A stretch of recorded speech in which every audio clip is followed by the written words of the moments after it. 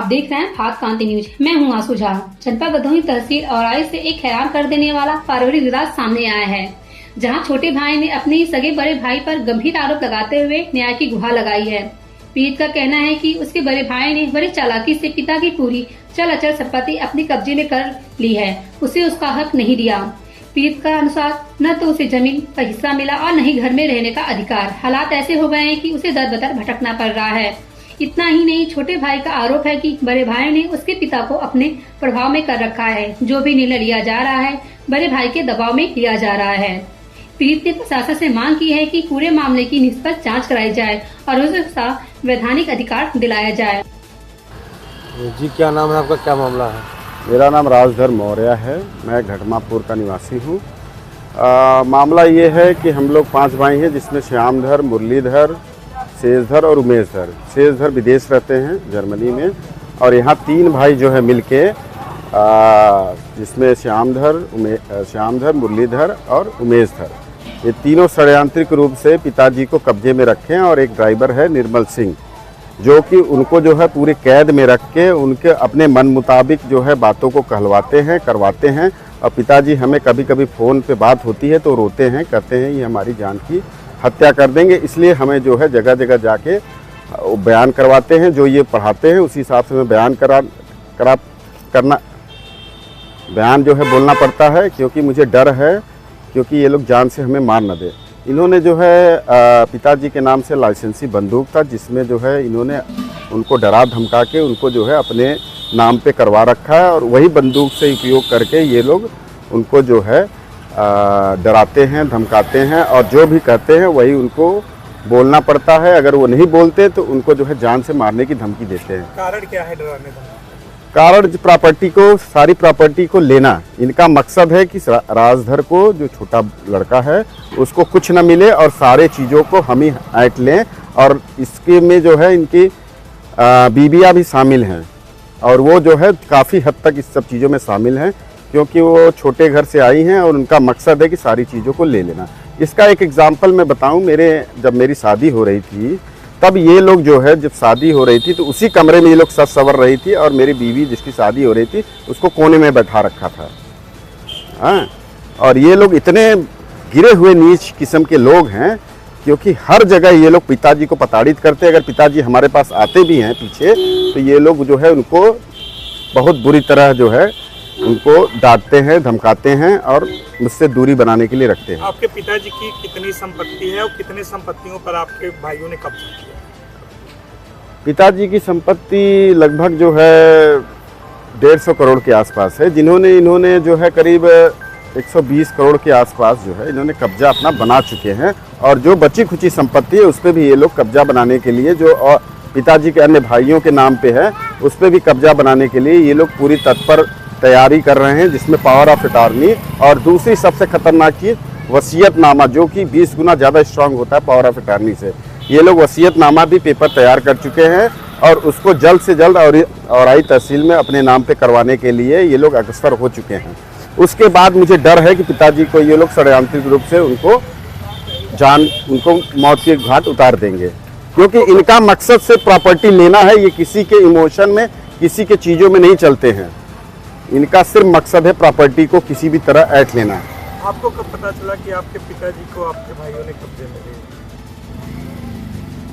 हमें जो है जब 2025 में ये घटना है, 2025 में बड़े भाई श्यामधर ने एक प्रॉपर्टी औराई चकबोरा में लिखाई, जो कि उनको जो है नशीली पदार्थ जो है दिया करते थे। वो 16-17 घंटे सोया करते थे।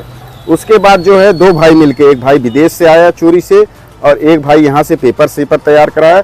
मैं उसी टाइम जो है एक खेत में जो है पिताजी के लिए मैरिज हॉल के लिए बाउंड्री करा रहा था। ये लोग षड्यंत्रिक रूप से आए, और किसी भाई को आइडिया नहीं, मुझे तो खासकर नहीं आइडिया था, भले बड़े भाई सब लोग मिले हुए हो। उसी दौरान एक मुरलीधर है, जो कि बहुत नीच किस्म का भाई है।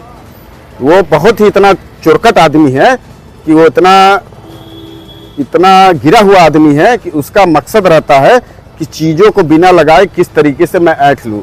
इसका एक एग्जाम्पल बताऊं, जब मैं विदेश गया था तो उसने ग्रेटर नोएडा में जो हमारी प्रॉपर्टी थी उसको इतना सड़ाया, 1 रुपये नहीं लगाया, और सारी चीज़ जो है वहाँ से रेंट जितना मिलता था या जो भी मिलता था ऐंठ के उसको रखता था, जिसमें उसकी बीबी खास अग्रसर थी हर चीजों में। मतलब आपका आरोप है कि आपके जो 4 भाई हैं वो आपके पिताजी की प्रॉपर्टी को दान पत्र करवा लिए हैं और वसीयतनामा भी करवाना चाहते हैं।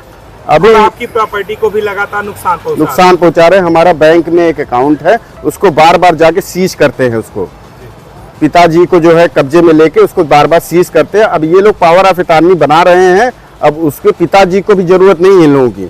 अभी तक पिताजी को ये लोग यूज कर रहे थे, जब पिताजी को पावर ऑफ अटॉर्नी बना लेंगे तो पिताजी की जरूरत ही नहीं, उनको तो पूरा नंगा कर देंगे ये लोग।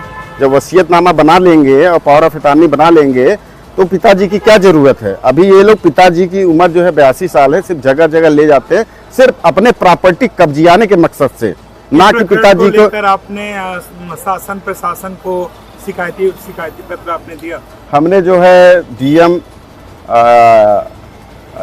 एसपी और रजिस्ट्रार, एसडीएम सबको इन्फॉर्म कर रखा है पत्र के थ्रू, और सभी ने अभी तक कोई कार्रवाई नहीं हुई है। और इस पे मैं कार्रवाई जल्द से जल्द चाहता हूं, क्योंकि अभी जो है ये लोग जल्द ही जल्द पावर ऑफ अटॉर्नी वसीयतनामा कराने के बाद पिताजी को मारने का मुझे पूरा जो है भरोसा है कि ये लोग पिताजी को मार देंगे।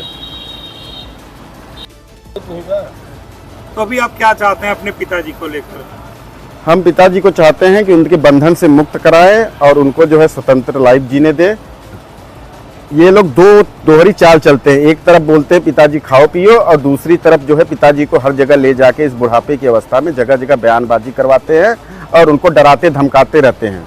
और वहीं मेरी बीवी भी है और वहीं मेरे बच्चे भी हैं, वो सब एकदम हवस क्या कहते हैं, एकदम जो है सदमे और डर के साए में वो जी रहे हैं काफी दिनों से। आप अपने परिवार से अलग हैं? हम अपने परिवार से अलग हैं। मैं 8 महीने, क्योंकि मेरा बड़ा भाई जो है जब मैं गया था तो वो कह रहा था पिताजी को तुम मर्डर कर दोगे, यहाँ मत आया करो। तब से मैंने घर को छोड़ दिया, क्योंकि ये लोग एक गणित खेल रहे थे कि पिताजी को जो है मार के हमारे ऊपर इल्जाम लगाने के लिए कोशिश कर रहे थे।